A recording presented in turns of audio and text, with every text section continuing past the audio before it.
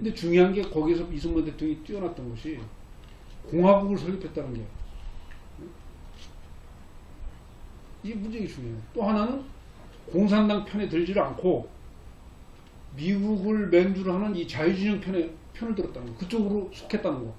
그 진보 예. 쪽에서 보면 반미주의자가 많잖아요, 진보 진영에는. 그렇죠. 예, 예. 그럼 다행히 미국에서 우리가 미국 편에 서서 다행이다라고 말씀을 주셨는데 그쪽은 아니라고 하겠지. 그럼 그렇죠? 불행이지 그게 왜 아니라고 하는데 예, 예. 역사는 결과가 말해줘요. 자, 그러면 만약에 공산화가 됐다고 합시다. 공산주의 국가가 됐다고 합시다. 지금 북한 꼴이 되는 거예요. 굶어 죽는 거야.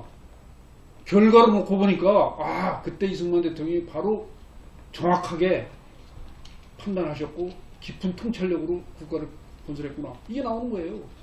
지금도 뭐 극단적 진보주의자들은 대부분 아니겠지만 북한이 더 살기 좋다고 막 주장하잖아요. 그건 물론 이제 아무 문제가 없는 나라라고. 그건 물론 주장을 그렇게 할 수 있어요. 그럼 주장이야. 누가 뭐라고 대다수가 합니까? 공감 못하는 예. 주장이죠. 그런데 우리가 보편적으로 생각해보자고.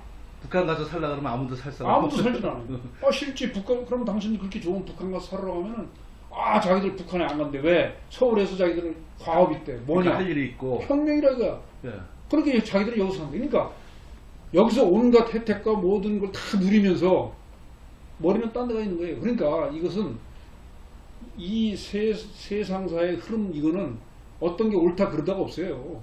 저도 직접 얘기 들었는데 북한 사회는 너무 완벽해서 자기네들이 할 일이 없다는 거예요. 그게 말이 돼요? 그거는 이제 무슨 얘기냐면 네. 공산당이 모든 걸 다 해결해 주니까 개개인은 할 일이 없다. 네.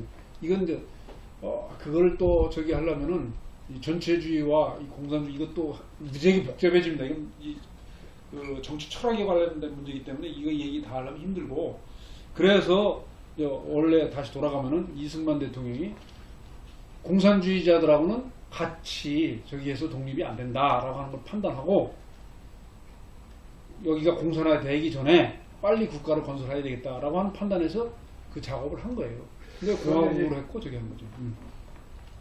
결론적으로는 이제 그렇게 해가지고 그 남한에서 먼저 이제 국가 선포를 했잖아요. 그리고 이제 바로 이어서 또 북쪽에서도 또 선포를 하지 않습니까? 그럼 결국 이제 뭐 어떻게 말하면은 니네가 먼저 했으니까 우리는 한다. 그건 역사적으로 중요한 겁니다. 이게 뭐냐면은 분단의 책임이 어디 있느냐, 요 문제예요, 바로. 근데 역사적으로 보면은 그 평양에 그 인민위원회가 설치된 게 그게 48년 3월인가 4월인가 그렇게 돼요. 무지 빨라, 우리보다 훨씬 빨랐어, 이쪽보다. 그래서 이미 거기는 자기들 공산국가 쭉 저기를 준비를 해왔어요. 그런데 그 분단의 책임을 김일성 그 집단도 상당히 그 여러 가지를 생각했던 거예요. 역사적인 그 평가 이런 걸 생각하고 분단의 책임을 자기들이 짓지 않기 위해서 기다렸던 거예요. 남쪽에서 먼저 50선거를 하고, 근데 50선거 때 어떻게 했습니까? 우리가 북쪽에다가 요구했잖아요. 야, 우리가 같이 선거해서 국가를 건설하자.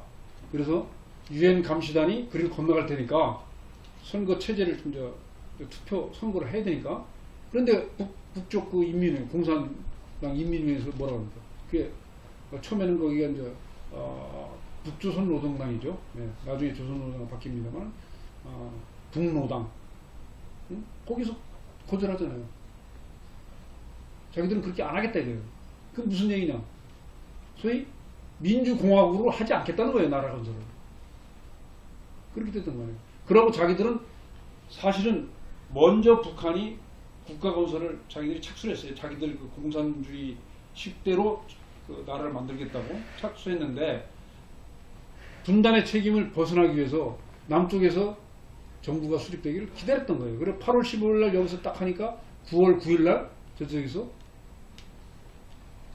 조선인민민주주의공화국 선포를 합니다. 만약에 그렇게 된 거예요, 이게. 그 남쪽에서 8월 15일 날 건국 선포를 하지 않았으면은 그 후에 북한의 행동은 어떻게 변화가 있었을 것 같습니다. 그랬으면은 남노당을 시켰, 남조선 노동당이 있었으니까 남노당을 시켜서 계속 분란을 일으켜가지고 여기 엎어버리겠죠. 그 다음에 때가 되면 군사력을 남쪽으로 밀고 내려왔겠죠. 근데 당시 그 남쪽에는 미 군정이 있었고 미군이 들어와 있었는데 왜 꼭 그 북한 시간이 지나면 지날수록 북쪽에서 남쪽을 점령할 것이다 라는 일방적인 사고방식이잖아요. 오히려 남쪽에서 북쪽을 또 섭취해서 나갈 수도 있는데 그런데 그 부분은 물론 역사의 가정이라는 건 없지만은 미 군정이 저기 하고 나서 예? 군정이 그 전쟁 미 군정이 그 3년간 있다가 2차 전후 처리를 끝내고 첫 번째 군사 고문단이 떠나죠. 예? 군사 고문단이 떠납니다. 그게 왜 그러냐면은 미 군정청이라고 하는 거는 2차 대전 전후 처리를 위한 임시적인 기구였었고 빨리 독립을 시켜서 예? 자기들은 손을 떼는 게 그게 임무였었기 때문에 미 군정청이 계속 여기서 있을 수가 없었어요. 그리고 또 이 내부에서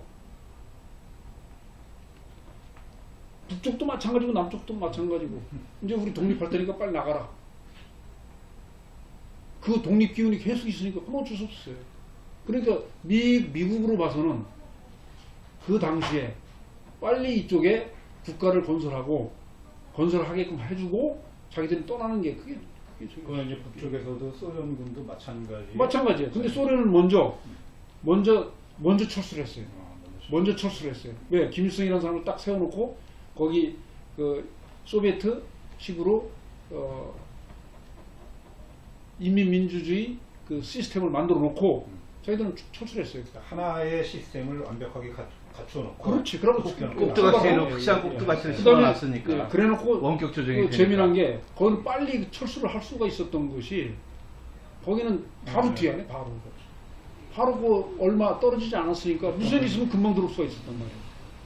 그리고 그러니까 먼저 그쪽이 그 공산국가 시스템을 먼저 만들기 시작했고 먼저 저기 했던 겁니다. 그러니까 미 군정은 소련 군정이 빠져나갔기 때문에 할 수 없이 빠져나가야 됐고 그렇지 명분이 없는 거야. 그런 빨리 하고. 상태에서 이제 이승만 전 대통령은 국가 선포를 하지 않을 경우에는 하나의 체제를 갖춘 북쪽이 남쪽을 오히려 더 적화시킬 수 그렇죠. 있다. 공산화시킬 수 있다라고 판단했던 거죠. 이제 국가 선포를 서둘러야 된다. 그렇죠. 이 선수를 찾다 이런 얘기가. 그렇죠. 그렇게 흐름을 잡고 간 거예요. 결국 그게 어디서 이제 드러나냐면은 여기서 이렇게 해가지고 이제 했으니까 6.25 전쟁, 소위 한국 전쟁이라는 게 그렇게 간단한 그냥 일어난 게 아니에요. 그래서 북한도 이제 한 2년여간 거기는 먼저 착수를 했기 때문에 소련군의 그 도움으로 해서 먼저 착수를 했기 때문에 군사력을 강화를 할 수가 있었던 거죠. 근데 여기는 국가 건설하고도 한동안 상당한 혼란이 있었어요.